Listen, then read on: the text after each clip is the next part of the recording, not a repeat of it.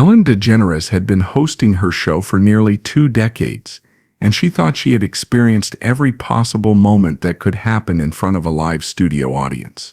Standing ovations, surprise proposals, celebrity drop-ins, even the occasional wardrobe malfunction, she'd seen it all. But nothing could have prepared her for what happened on an ordinary Tuesday afternoon, when one audience member's simple gesture of gratitude became the most powerful moment in the show's history. The energy in the Ellen studio was vibrant as always. The familiar blue and white set sparkled under the bright lights, and the audience of 400 people buzzed with excitement. Ellen, wearing a sleek black blazer over dark jeans, had just finished interviewing a young entrepreneur who had started a successful business from her garage. The conversation had been inspiring and uplifting, exactly the kind of content Ellen loved to feature. "We'll be right back after this break," Ellen announced to the cameras as the show cut to commercial. She waved to the audience and walked over to chat with some of the guests in the front row, something she often did during breaks to connect with her viewers. As Ellen moved through the audience, she noticed a woman in the third row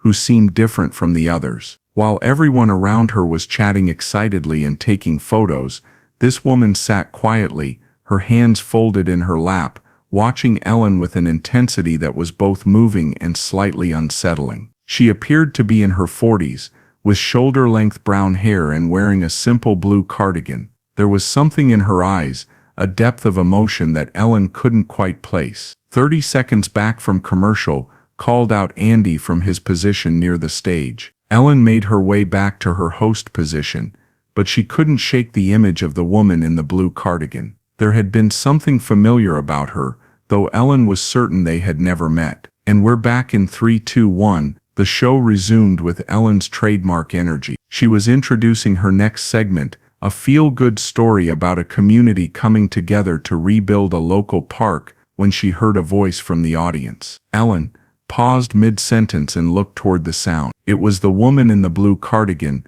who was now standing in her seat with her hand raised. The studio cameras automatically swiveled toward her, and Ellen could see the woman's face more clearly now. She was crying but smiling at the same time. "Ma'am, we're in the middle of filming," Ellen said gently, not wanting to embarrass the woman but needing to maintain the flow of the show. "I know, and I'm so sorry," the woman called out, her voice shaking with emotion. "But I've been trying to get tickets to your show for 5 years, and I finally made it, and I need to say something. Please." The studio fell silent. Ellen looked at her producers, who were frantically trying to decide whether to cut to commercial or let this moment play out. Something in the woman's voice, a desperate sincerity, made Ellen's decision for her. "Okay," Ellen said, setting down her cards and walking toward the audience. "What's your name, sweetie?" "Sarah." "Sarah Collins from Ohio." "Hi, Sarah. "You said you've been trying to get tickets for 5 years." Sarah nodded, wiping tears from her cheeks. 5 years, 3 months and 12 days. But who's counting? This got a small laugh from the audience, which seemed to relax Sarah slightly. "That's very specific," Ellen said with a warm smile. "Sarah, you seem upset. Is everything okay?" Sarah took a deep breath, and when she spoke, her voice carried across the silent studio with crystal clarity. "Ellen, 5 years ago, you saved my life." The words hung in the air like a prayer. Ellen felt her heart skip a beat, and she could sense the entire studio, audience, crew, producers, holding their breath. "I saved your life?" Ellen asked softly, stepping closer to Sarah's row. "You did, and you don't know me, you've never met me, but I need you to know what you did. I need everyone to know." Ellen looked around the studio, then back at Sarah. "Sarah, would you like to come down here and talk to me? Would that be easier?" Sarah nodded eagerly, and the audience members in her row moved aside to let her pass. As she made her way down to the stage, Ellen could see that she was shaking slightly, but her steps were determined. When Sarah reached the stage, Ellen guided her to the guest chair and sat down across from her. The cameras captured every moment, but Ellen had forgotten about television entirely. This was just 2 women, having a conversation that clearly mattered more than anything else in the world to one of them. Okay, Sarah, Ellen said gently. Tell me what happened 5 years ago. Sarah looked down at her hands for a moment, gathering her courage. When she looked up, her eyes were bright with tears, but her voice was steady. 5 years, 3 months, and 12 days ago, I was sitting in my car in the parking garage of my apartment building. I had a bottle of pills in my hand, and I was going to take all of them. I had it all planned out. I'd written letters to my family.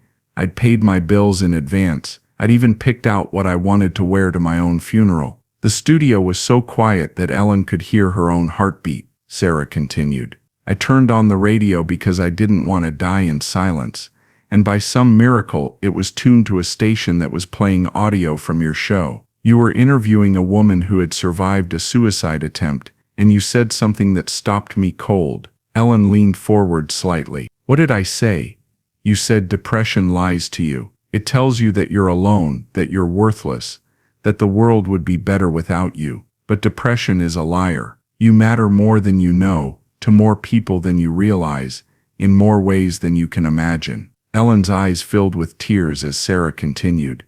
And then you looked directly into the camera. I swear it felt like you were looking directly at me through that radio. And you said, if you're listening to this and you're in a dark place, I want you to do me a favor. Wait one more day, just one more day, because tomorrow might be the day everything changes. Sarah's voice broke, but she pressed on.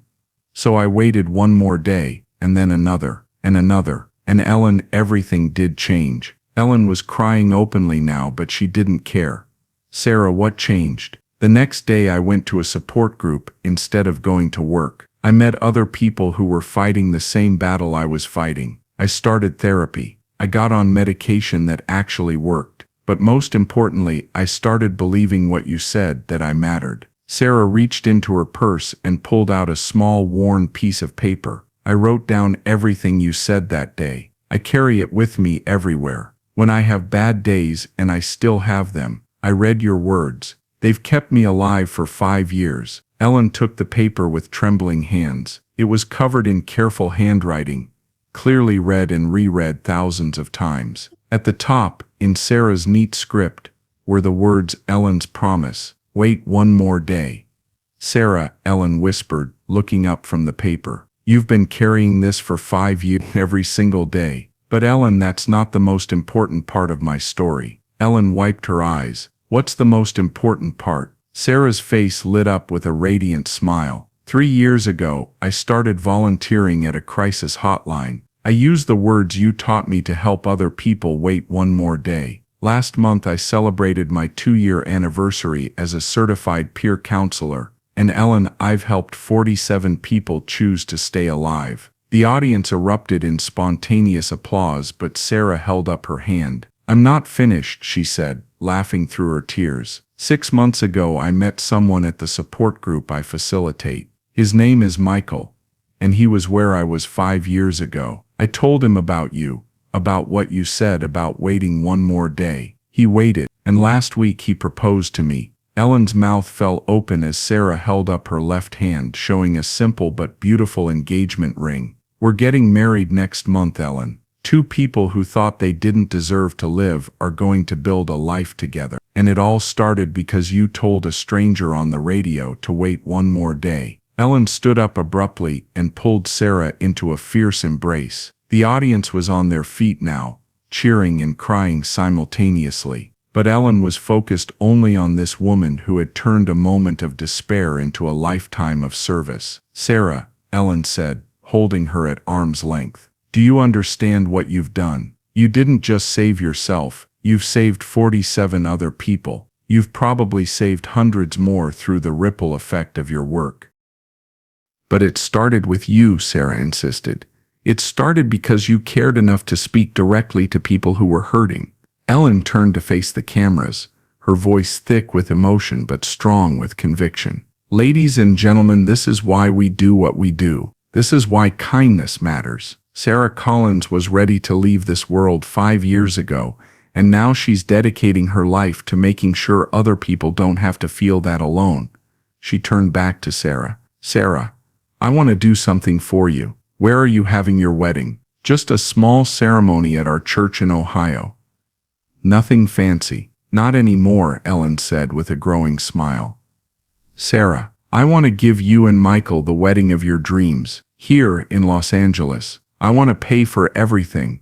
The venue, the flowers, the dress, the photographer, all of it. Sarah gasped, her hands flying to her mouth. Ellen, no. You've already given me everything. No, Sarah. You've given me everything. You've shown me that words matter, that showing up matters, that caring about strangers can literally save lives. Ellen's voice grew stronger as she continued. But I want to do something else too. Sarah, you've been doing crisis counseling for 2 years. How would you feel about expanding that work? What do you mean? I want to start the Sarah Collins Foundation for Crisis Prevention. I want to fund crisis hotlines, train more counselors like you, and make sure that anyone who's in the dark place you were in 5 years ago has someone to talk to. Sarah was shaking now, overwhelmed by the magnitude of Ellen's offer. Ellen, I can't accept all of this. It's too much. Sarah, for 5 years you've been living proof that my words had power. But for 5 years I didn't know that. I didn't know that something I said in a moment of compassion was out there in the world, saving lives. You've given me the greatest gift anyone could give. You've shown me that what we do here matters. Ellen looked directly into the camera again. If you're watching this and you're in a dark place, I want you to hear Sarah's story. I want you to know that depression lies, that you matter more than you know, and that tomorrow might be the day everything changes. But most importantly, I want you to wait one more day. She turned back to Sarah, and if that's not enough, I want you to call the crisis hotline, because there are people like Sarah there, people who understand exactly what you're going through, people who will help you wait one more day, and then another, until you're ready to help someone else wait. The show ended with Ellen and Sarah hugging, while the audience gave them the longest standing ovation in the show's history. But the story was far from over. Within 24 hours of the episode airing, the National Suicide Prevention Lifeline reported a 400% increase in calls. Not crisis calls, but calls from people wanting to volunteer as counselors. Sarah's story had inspired thousands of people to get involved in crisis prevention. The Sarah Collins Foundation was officially launched 3 months later, and in its first year, it funded the training of over 500 new crisis counselors and established 24-hour hotlines in 12 states. Sarah and Michael's wedding took place on the Ellen Show stage 6 weeks later. Ellen officiated the ceremony, and Sarah's wedding dress was designed by Ellen's friend and frequent guest, designer Christian Suriano. But the most meaningful moment came when Sarah and Michael exchanged vows they had written together, vows that included a promise to help others wait one more day whenever they encountered someone in crisis. 5 years later, Sarah returned to Ellen's show to mark the 10-year anniversary of the day she chose to live. By then, the Sarah Collins Foundation had helped save over 10,000 lives. Sarah had become a nationally recognized expert on suicide prevention, and she and Michael had adopted 2 children whose birth mother had been helped by one of Sarah's counselors. Ellen, Sarah said during that anniversary show, 10 years ago, you told me to wait one more day. I never imagined that one day would turn into a lifetime of days, each one better than the last. Ellen smiled through her tears. Sarah, you taught me something that day that I'll never forget. You taught me that we never know whose life we might be touching, whose day we might be changing, whose future we might be saving. You taught me that every word spoken with love has the power to echo through eternity. Because sometimes the most powerful moments happen when someone finds the courage to say thank you, and sometimes, if we're very lucky, we learn that the ripples of our kindness have been spreading farther than we ever dreamed possible.